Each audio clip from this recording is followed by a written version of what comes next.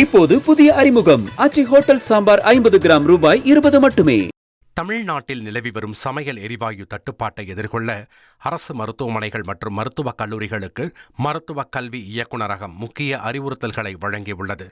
எரிவாயு தட்டுப்பாடு காரணமாக நோயாளிகளுக்கான உணவு விநியோகம் பாதிக்கப்படாமல் இருக்க குறைவான எரிபொருளில் தயாரிக்கக்கூடிய அவல், ரொட்டி, பழங்கள், வாழைப்பழம், ஓட்ஸ் போன்ற உணவுகளை உணவு திட்டத்தில் சேர்க்குமாறு உத்தரவிடப்பட்டுள்ளது.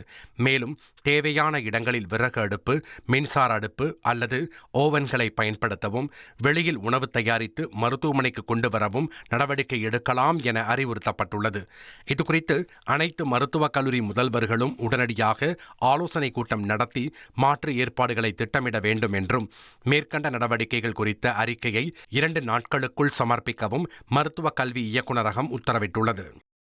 இப்போது புதிய அறிமுகம் ஆச்சி ஹோட்டல் சாம்பார் 50 கிராம் ரூபாய் 20 மட்டுமே.